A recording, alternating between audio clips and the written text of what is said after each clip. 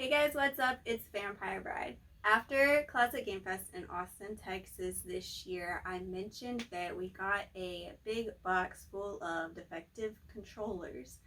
So this is the first video of what's probably going to be quite a few that's going to be going through testing and hopefully fixing some of these controllers.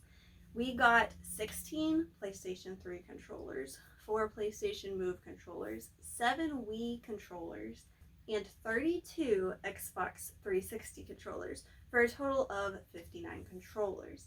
Now, I think 10 of those controllers we had bought the first day. They were $10 a piece at that point, and those were for our personal collection. The next day, the second day of Classic Game Fest, is when we went back and got the whole big box full. So basically 49 of those controllers are to hopefully fix and sell. We're going to see just how many we can get done. For that whole box of 49 controllers, we paid $125, making them $2.55 a piece. So anything more than that when we sell them is profit. Step 1.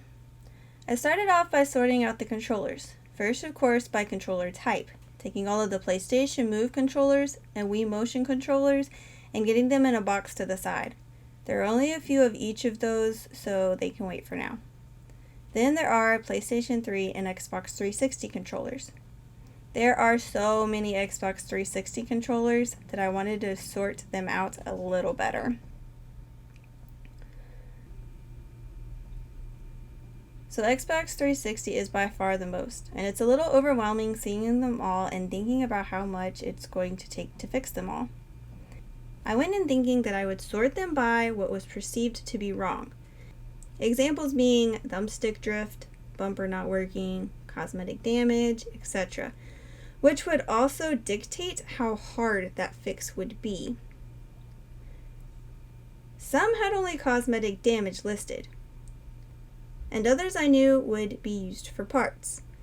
The strategy became a little muddled as some weren't labeled and others had a laundry list wrong.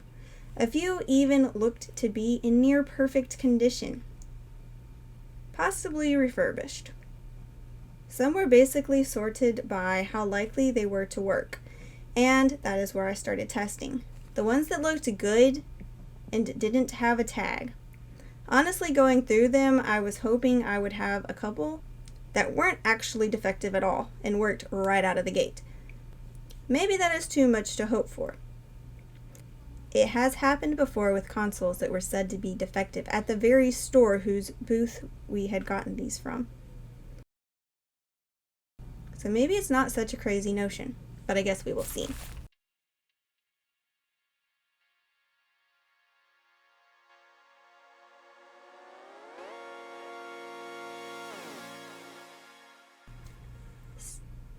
Step 2 is testing.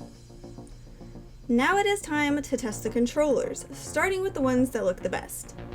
To do this, I planned on using Injustice as it has a feature that shows the button presses, which would prove they work. And furthermore, this game itself uses every button on the Xbox 360 controller. But when I tried to use the disc, it wouldn't play. Even after using the disk drive cleaner on my Xbox 360, I ended up using my personal Xbox 360 for testing as the spare one needs a new disk drive. See my last video for that. My first thought here was, oh no, not another Xbox with a bad disk drive. But the disk drive cleaner disc worked, so I knew it wasn't that. No matter how I cleaned Injustice, it just wouldn't work. So I had to figure out some other game to test all of the buttons on.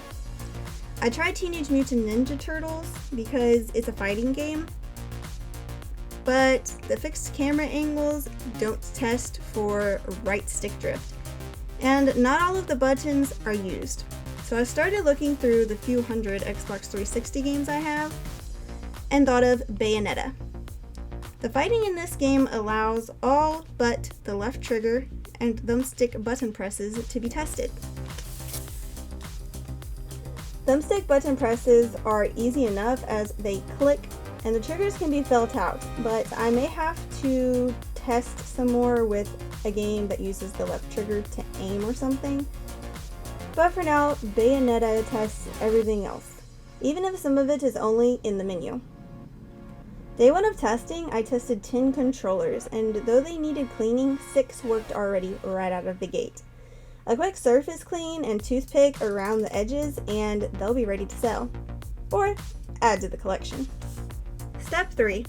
59 controllers is a lot to keep up with what's wrong with each. So as I was testing, I labeled each one with what was wrong with it or that it worked, so I would know when going back across them. The sticky notes kept coming off, so I taped them on. Then they got sorted back out, which ones work and what needs to be done, just to clean, cosmetic damage, or actually needing to be taken apart and worked on.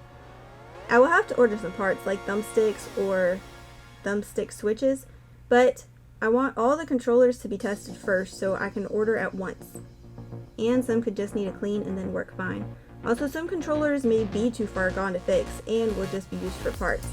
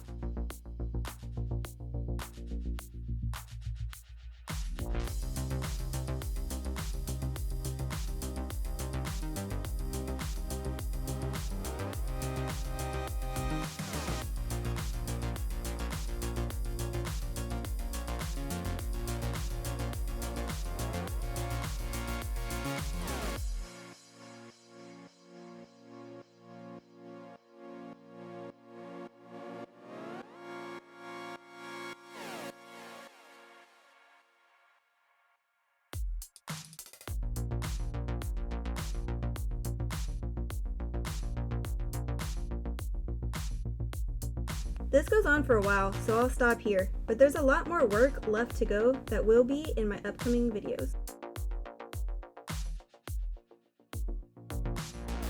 So far, after just testing all of the Xbox 360 controllers, there are 9 that are already working that don't need anything except maybe a quick surface clean. That's a pretty good start.